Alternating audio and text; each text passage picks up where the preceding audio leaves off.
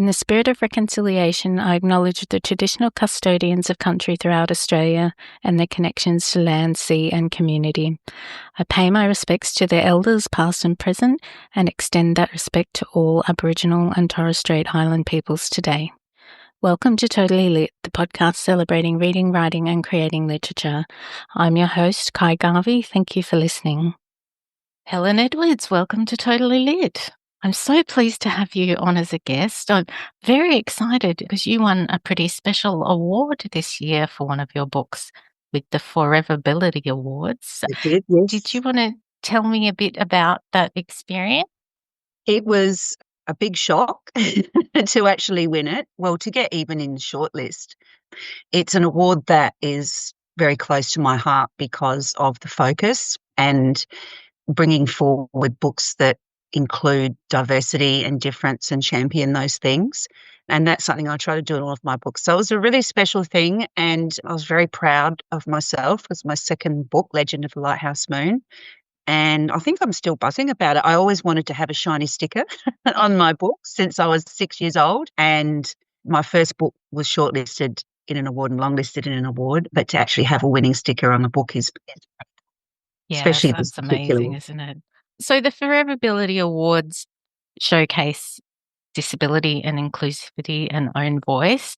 And your book, Legend of the Lighthouse Moon, through Riveted Press, won an award for that because that book features a character with a disability who has type 1 diabetes. Did you want to tell me a bit about why you included that character in your book? Yeah, sure. So I got type 1 diabetes when I was 12. I've just turned 58, so 46 years ago. When you hit 50 years, you get a special medal from Diabetes Australia, so I want to get that medal too. And so I knew when I started writing, I had self-published a picture book for children, and that was called Diabetes Can't Stop Me, which I still have on my website today, about diabetes Dino and his amazing friend Dragon, who both have type 1 diabetes. But when I started writing novels for middle grade, I knew that I wanted to have at least one book that featured type 1. And it wasn't originally going to be in Legend of the Lighthouse Moon. I started writing that book and had written about 15,000 words, and it was going in one particular direction. And then I went over to Kangaroo Island to tour the lighthouses over there and to visit the sea lion colony. And that was when the whole book flipped and I threw the whole 15,000 words out. There was elements that remained, but it went in a different direction. And one thing that happened was my main character, Mona McKenna, started to tell me that she had diabetes. And I was sitting at my family shack discussing this and, I need to write a book with type 1 diabetes. And then I said, actually, I think my character's telling me it's going to be this book. But it's set in 1970. And my mum said, well, why can't she have type 1 diabetes in 1970? And so I thought, well, that's a actually really interesting way to do it, because I'm writing about management of type 1 in an era when I got it, which was very, very different technologically to what it's like now. So it'll be interesting for both people with and without type 1 diabetes to go back and see what it was like. And what it showed was that the emotional experience that Mona goes through is very similar to what it is now, even though the management was very different. In fact, talking to Diabetes Australia about having some articles on that particular topic, because it's interesting how that those themes remain the same for people in terms of the struggle with having it, but also in terms of the resilience. So that was how it ended up in that particular book, and I think it works really well. I can imagine for a child too being diagnosed, well, with any condition, it's a challenge and it's unknown. But then also when you have to learn about how to manage your own, like diabetes is something you really have to learn how to manage yourself. Yes. In terms of how to manage your blood sugar, if you have to inject insulin, and also the things that you would feel as a child missing out on, like all the fun stuff in life. The way we celebrate life is through food and drink a lot as well. Yeah.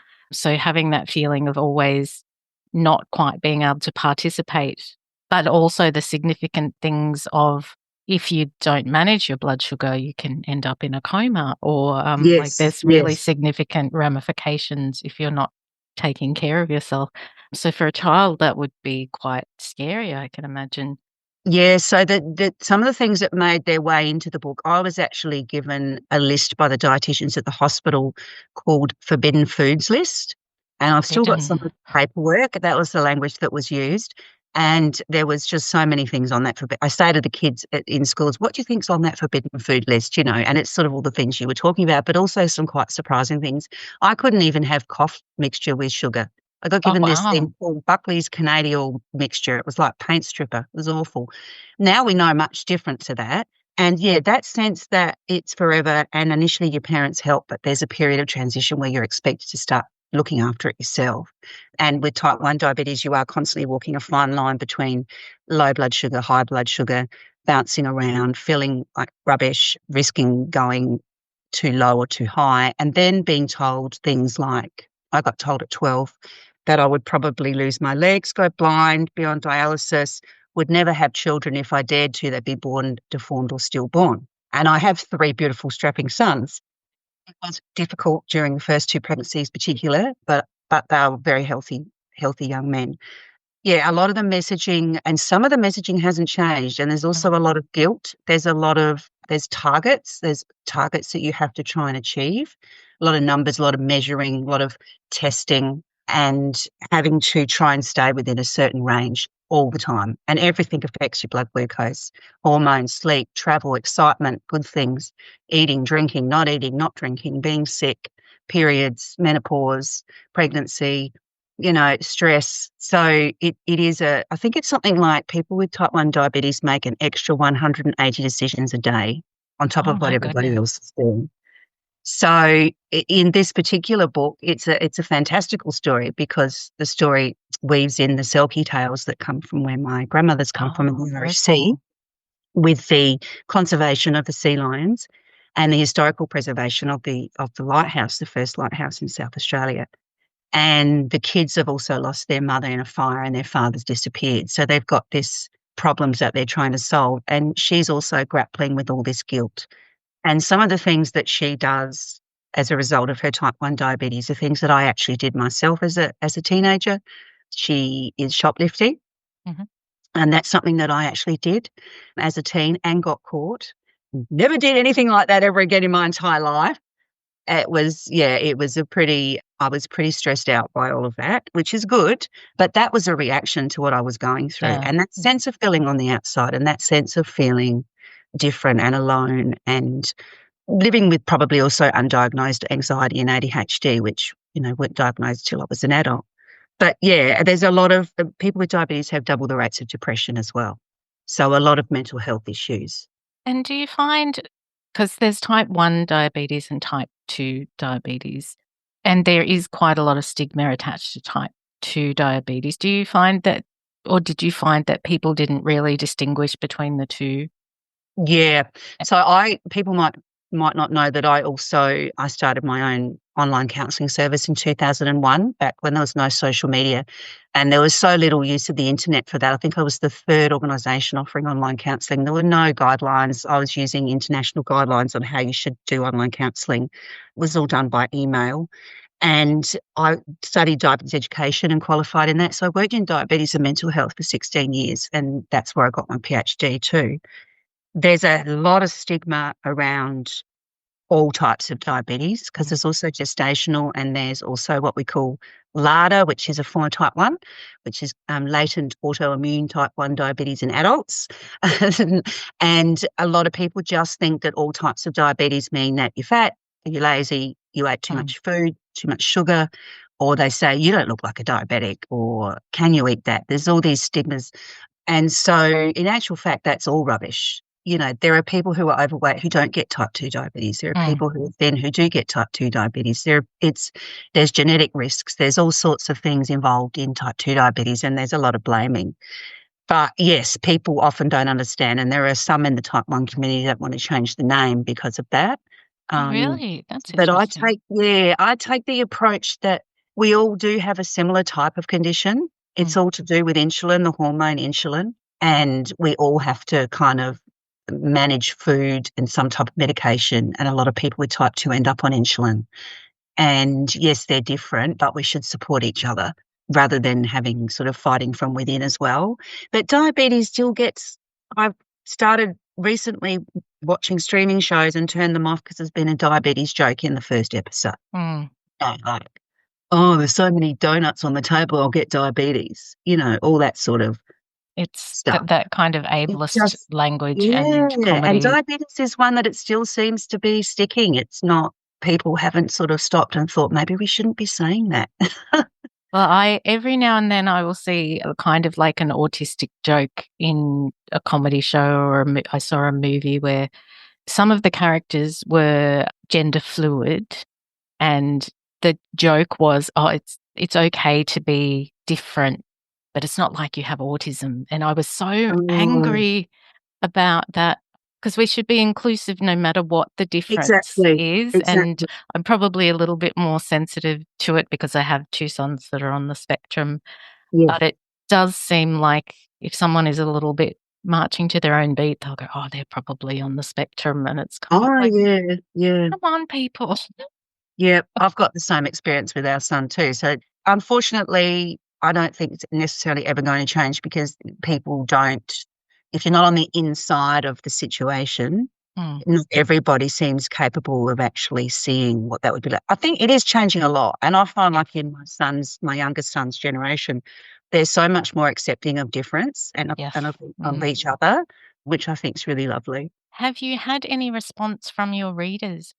I have. I've had a few people write to me. When we launched my last book on Gallant Wings, we went to the rural Victoria to launch that book because it's a lot of it's set there. And we visited some schools and I walked in because I have my continuous glucose monitor little sensor that I wear. That's the most And amazing thing. I oh, think it's it's amazing. wonderful. Yeah, and I had that on my arm quite a lot. And I walked in and this girl came up and just showed me her arm. She had exactly the same sensor system. So we were having a big chat. And then at the end, she came back with the books from the library for me to sign. And we're having a really big chat about how we manage and everything. And I could just see how important it had been to her. We had a readers' day, readers' festival, and there was all sorts of different kids came, different schools. And same experiences, when I say, because I talk about diabetes in that presentation, when I talk about that particular book and explain what diabetes is and do a little bit of education with kids, but also just finding out if they know someone. And there's always someone knows someone, but there was a teenager in the group. He said, yeah, me. And so again, we had that conversation. He showed me his sensor, and that would be happening without me even knowing it when people are reading it. I know someone that bought it only this week has got type 1 diabetes as well. So yeah, so definitely, and that's really cool when you're in a school and kids identify with your characters.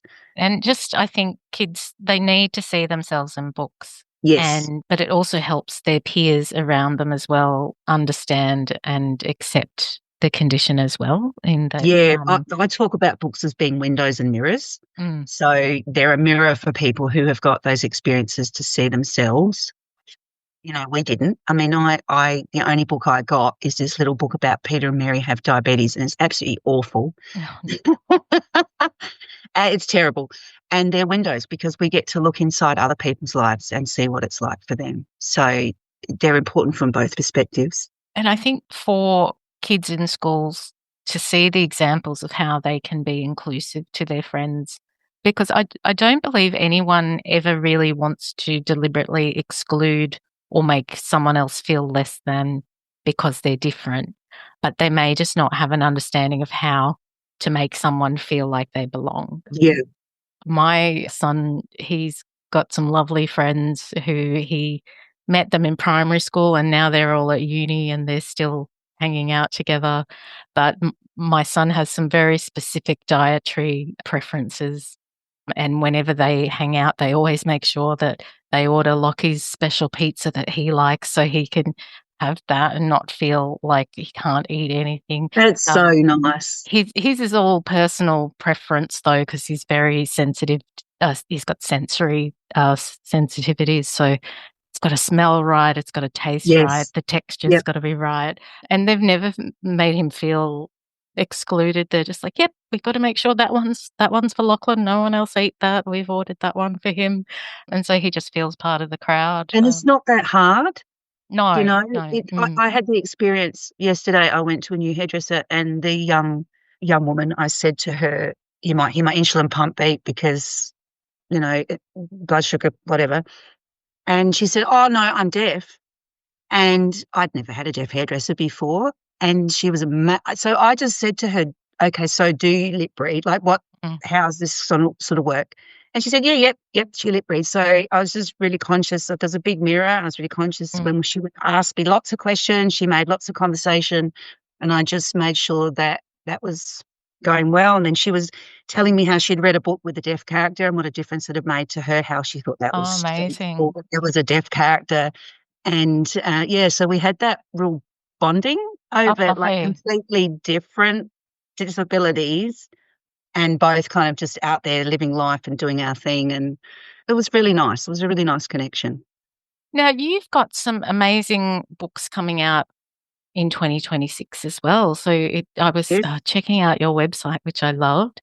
And I'm like, oh, there's so many more coming out. Did you want to share with me what you've got in Yeah, the so works? on the 29th of July, I'm not sure when this will go to air, but on the 29th of July, Kate Gordon and I have got The Disappearing Circus coming out, which Oh, is very really cool. exciting, which is a magical tale about two girls running away separately who find themselves in this strange circus filled with ghosts and mythological creatures and extinct animals and a dark ring mistress. And it's an allegory on hope and grief, really. And then in February, my magical historical middle grade novel, A Light on the Rocks, is coming out with Riveted Press. It was the project I have been writing since late last year as part of my fellowship with the State Library. So I won a fellowship with the South Australian State Library supported by Writers SA. Congratulations. Thank you. And also a grant from the SA History Trust. And it's based on two very real parts of history in South Australia. One is the Cape Jaffa Lighthouse, which is on the Limestone Coast, and it's actually in the town of Kingston now. It was 8 miles out to sea on a reef. So it was a Oh, real proper wow. lighthouse where the lightkeepers, back in the very old days, the families would all live in that lighthouse for weeks and months on end. In 1960, when that part of the story set, they would live for 2 weeks on the reef, the keepers, and then two keepers, and then 2 weeks back in the town, and then one would swap out each time. But I've spoken to a man who was a child of the head light keeper, and he used to go and stay on the light with his dad. So the other part of the story is set on South Australia's worst shipwreck in 1859. It was called the SS Admella, and it took off from Port Adelaide to Melbourne in August 1859. And it actually crashed on Carpenter's Rocks, which is not too far from Kingston. And it was the worst shipwreck because not only the number of people that died, there was 113 on board and only 20, I think 23 survived. So there was more loss of life in some other shipwrecks, but in this particular shipwreck, they were only a mile out from shore. But because of the roughness of the waves and the reefs, people couldn't get to them. So for 8 or 9 days, they were hanging on this ship that was broken into three bits, and they were just clinging in the fore and the aft of the ship. And like it was really horrific. But they did rescue 19 people off the boat, and I think Survivors, three or amazing. four got to the shore. So I was fascinated by this and the fact that these two things happened 100 and something kilometres away, but in the same limestone reef that runs all the way from Portland and all the way around South Australia. And the fact that there's an upwelling there, so there's a seasonal upwelling of warm water, and the whales come down from the top of Australia and come around there and go around to Portland, etc. But they feed there. So my books often have nature, history, and magic. And this was a very big undertaking because I've got two timelines 100 years apart, two different characters. One real event, the shipwreck, which has got fictional characters on it, real characters, real people, but also my main character's fictional, and the lighthouse, which was real with fictional character. And then there's a giant blue whale who lives in both time periods. Oh, And there's wow. also a ghostly horse.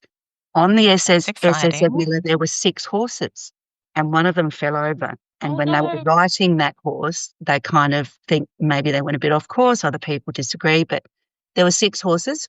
Two made it ashore, went on to run in a race, and Oh, wow. unfortunately Nothing stopping those died. horses. I know, right? So that was like, God, there's got to be a horse in this story. So A Light on the Rocks is coming out in February. And then in, I think, August, Kate Gordon and I we're writing a junior fiction series called Lenny and Mare's Mysterious Museum. And it's about twin girls who live in a mysterious museum. And the first book's coming out in August. There'll be more on that coming soon. I feel like I have so many questions now. I need to know, what occurred that the lighthouse is now in a different location? Yes. So it's actually the 50th anniversary on Australia Day of the moving of the lighthouse onto land, which was an epic undertaking. I don't think it's ever been done before. So it's a metal lighthouse. It's actually got iron struts. So I've been to the lighthouse on land and been inside it. It's got at the base of it, you've got a cottage that they lived in. And then inside that, there's a cylinder with the stairs that you go up to the light that's at the top. And I think it was because the government, I think they were going to get rid of it basically. So there's a jetty that's out on the reef and that's still there with the platform.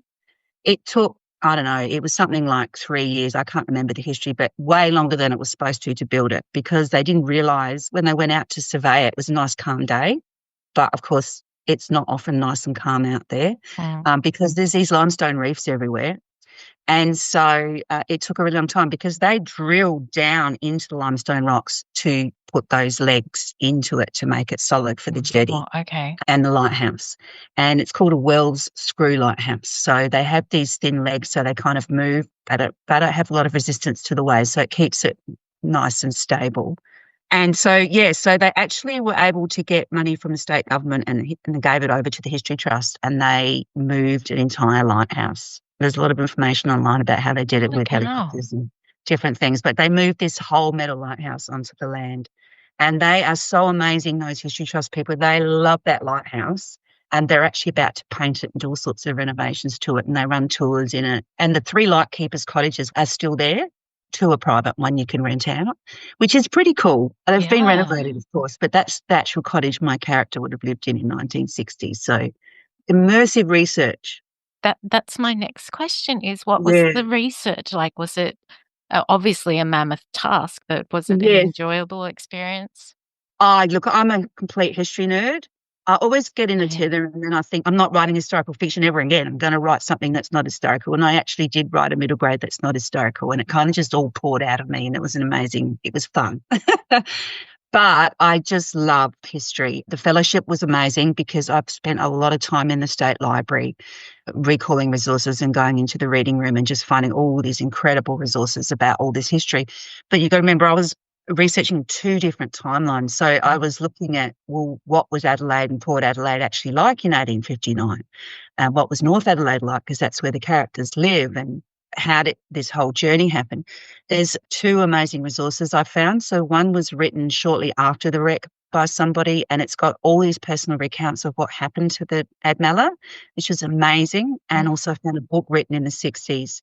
So I was able to follow that to get the timeline and the actual major points of what happened and the passengers that were on there and who lived and who died and things like that. And then I had to make sure that I created a character and her family that wasn't just repeating what was written in the facts. It was actually writing a story, creating a story around that.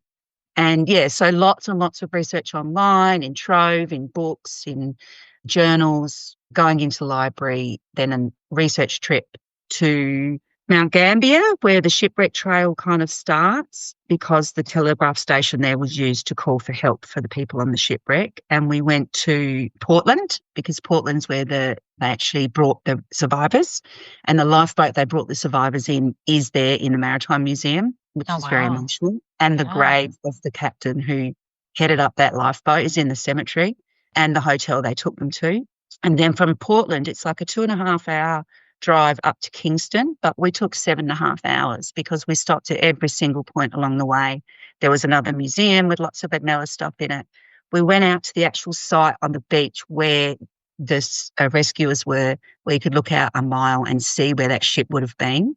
I was in tears standing up there because I was thinking, this is actually where those people were clinging to that wreck. And so we kind of did that whole trip back up through, and then I spoke at an event in Kingston that night, and then we did the lighthouse. So we saw the lighthouse in the day, but we also went up at night and they lit it up for us and showed us how they used to create the light and had it spinning around and stuff. So it was the icing on the cake to do that. Then I finished writing it and edited it, and yeah, it's a book. And how much of that process, like while you're gathering all of those facts, deciding what you're keeping in and what you're leaving out, did it all just come naturally? Like, did things pop out at you and go, this needs to be part of the story? So with the lighthouse side of it, because that's all made up character and made up story, but with with Legend of the Lighthouse Moon, getting the facts of how the lighthouse worked and how would they have got from shore to the lighthouse and things like that. So interviews were really important with that. So the History Trust people and the people who had relatives who had worked on the lighthouse and talking to them about it was really helpful because they used to go from the shore to one particular point. You couldn't go all the way in a cutter, which is the type of boat, to the lighthouse jetty because it's too dangerous. So they had to stop in this area called the Basin and moor, and then one person would come from the lighthouse in a dinghy, and then they would take them back. And they had something like a 20-foot ladder they had to go up. But if your feet weren't in the right spot, you could get crushed by the dinghy or a wave could rise up and knock you off. So, and you've got to remember, women were going up that with children and babies and supplies and things back in the, late 1800s and early 1900s when they were going up there. So it was pretty hairy. I guess with that story, I had a bit of freedom to make up everything that happens to the characters, but had to get the facts right. With the Ed Meller, it was really that sense of I went through that whole recount of the journey and what happened and wrote that into the book, but then went back and said, now I need to modify that or change that, or this is where my character's going to do this, so that it became my story, but that I stayed true to everything that happened in that shipwreck and how it happened. Yeah. Once you got to the point of submitting and working with Riveted Press, was there then a process of you working through it together, or do you think you had it pretty much ready? Well, that's coming next. So it's been published and it's been accepted and everything happening in February. So now Rowena and I will knuckle down in the next few months and go through all of that editing process. And we've worked together now on 4 books. So the last one obviously involving Kate too. So that was really interesting doing a 3-person edit. Oh, I can imagine. I had not done that before. I don't think Rowena had either. Kate had, because she's co-written with other people. I guess Rowena and I have a little bit of an understanding of each other and how we work now. And she's an amazing editor who can just clear out a story and see what needs to go and what needs to change and how things need to be shifted. And I actually really like editing. It's one of my favourite parts of writing. So, yeah, so that's to come next. And then she'll go off to print, I suppose, towards the end of the year and become a book. How amazing is it to be collaborating with Kate Gordon? Oh, I had a crush on her, a writing crush, and I've got so many of her books, and I had always secretly wanted to write a book with her. And because we're both with Riveted Press, and I didn't know that Rowena had given her an early copy of The Rebels of Mount Buffalo, my debut book, and we just did an interview with Brenton Cullen actually on his blog, and she said on there that she read that and thought, we've got the same writing brain and the same values and feelings, and she just asked me if I wanted to write a book with her, and I'm like, I want to write a book with you. Oh, that sounds incredible. And then we just loved it so much, and we just loved each other so much that we've just kept writing. So we've actually drafted a YA that we need to do some more work on. We've got the 4-book junior fiction, and we've just started another junior fiction together as well. So we kind of just want to keep writing to collaborate together. Like that. At the moment, all my writing is just me working on them alone. It can be lonely. Yeah, I would love to collaborate with someone one day. Well, you should ask someone, because you just don't know. And the worst thing that happened, they just say, oh no, or not at the moment, Yeah. And it is a completely different way of working. It's so inspiring. You learn off that other person. You learn things about your own writing.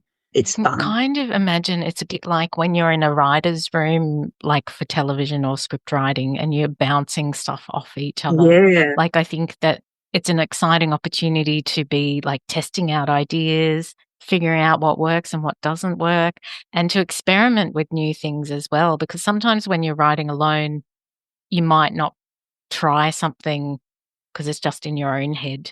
But Yeah. having someone to say, hey, what do you think of this? Let's have a go.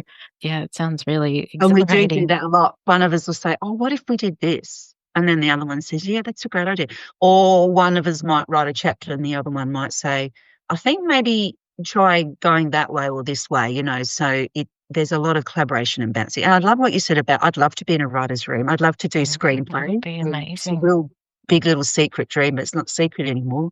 It's on No, your now everybody podcast. knows.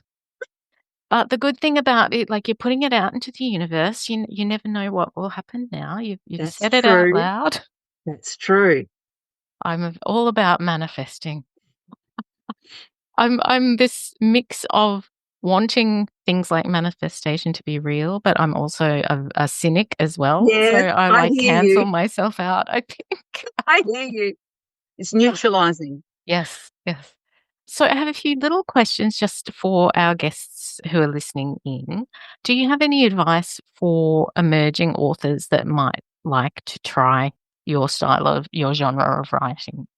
Yeah, absolutely. So I guess I've done the four, and that'll be my fifth historical, or actually third one. There'll be my fourth historical fiction book. So I could talk about that. I do also have a fantasy duology that's coming out in 27, 28. So I've also done fantasy, and the one with Kate is fantasy. But I'll talk about historical.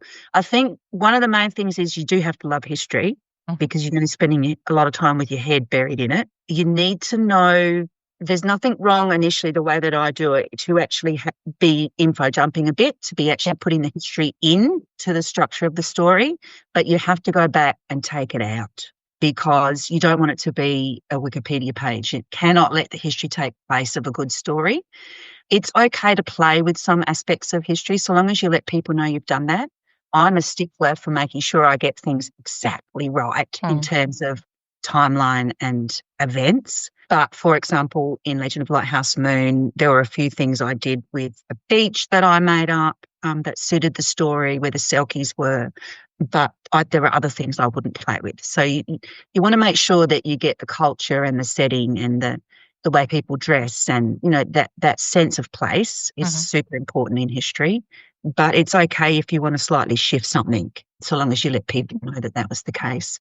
I tend to do a lot of research at the beginning and start writing and then try to stop researching for a time and just write. And then I go back to little bits of research as needed. And then I might stop again, particularly if I'm stuck, and do more in-depth research again, and then go back and do cycles of writing. So it's easy to get lost down a rabbit hole. And then you just never get any further with your writing because every time you sit down to write, oh, yeah, but would they have worn red shoes in that era? And then, you're going off and you're on some great big tangent. You can leave a note to say, check if they wear red shoes or whatever it might be. But if you're on a roll with your writing, then keep going with your writing because it can really bog you down otherwise. And I do magical historical. So my first one's a time slip. My second one's got Selkies. My third historical is more historical. So Ungallant Wings is straight historical. Yeah, and obviously I already said there's ghosts and things in the next one. So you can mix and blend different aspects of story with your history too. It doesn't have to be straight history. So you are asking your readers to suspend some of that. Yes. So magical historical, which I really enjoyed writing on Gallant Wings, which is straight history as well. And as with all my books, it's got a neurodivergent main character. They're not all neurodivergent, but it's got a character in there who's got some form of difference and diversity, which is what I like to do in my stories as well. So in A Light on the Rocks, not only is it two timelines and real history and ghosts and everything else, but the main character, Max, in 1960 has got dyslexia and dysgraphia like my husband. He grew up in the 60s with that and nobody knew that's what it was and just called him stupid and all the rest of it. The principal told his mother he was stupid and would never amount to anything. He's actually highly intelligent. And he actually used that intelligence to be able to get by, finish school and get a trade, even though he had troubles with reading and writing. And his sister, Rose, has asthma, and I had asthma. I have asthma, and it was quite severe as a child. So, and that was also, people would say, oh, it's in their head. It's, she's hysterical. She's stress, it's anxiety type of thing. So even in that story, there are those aspects to it too, which I like to keep in there. And I would like to ask you, can you share with my listeners a fact about yourself that people may not know? No, that's a hard question because I've just told you my whole life story, Yeah, haven't I I? know everything about you now. What might be a fact people don't know about me? I wanted to be an actress or singer. Oh, exciting. And yes, as well as a writer, want to do all three. Triple And I've threat. a triple threat, and I have sung in musicals, and I have also studied singing and sung in competitions when I was younger. Music is a real passion of mine. And I also studied art for a while at art school because visual arts was something I Oh, thought I so might you go could be into. illustrating your own books as well. Yes, I could be illustrating in my own style if I decided to go that way. I studied a certificate in design and colour as well at International School of Colour and Design and was told that surface design would be something that I would be really good at. So, designing wallpapers and Mhm. abstracted pattern type things. Colour's something I'm very into. I'm very drawn to colour. I cannot sing, I cannot act, I cannot draw. You can do podcasts. I can chat on a podcast. It's interesting how we are all made up of different talents and how Absolutely. I'm always so envious of people who have multiple talents. I'm like, that would be amazing. The one great thing about my podcast is I get to chat with wonderful creatives like yourself and get to learn lots more about you. So thank you so much for joining me today, and thank you for sharing with my listeners as well. Thank you so much for having me on. I know you're super busy. I'm yes. Yes, I am, but I'm also available and eager and always willing to chat and help share my writing friends' work as well. Thank you. Very much appreciated. Totally Lit is an independent podcast. You can help support us to continue to chat with wonderful Australian creatives by leaving a review on iTunes or sharing our socials with your friends. You can also make a contribution at www.buymeacoffee.com/Totally Lit. This will also help with equipment and podcasting platform fees. I love to interact with our listeners, so feel free to say hello either by email or social media at totallylitpodcast@gmail.com, or you can find me on Facebook, Insta, LinkedIn and Twitter, and now Blue Sky. I've also created a group on Facebook called the Totally Lit Writing Community. It's a space to continue the conversation and share your writing successes, events, launches and latest projects. Jump into the group and say hello. Thank you for listening to Totally Lit, and don't forget to go out into the world to read, write, create, ignite.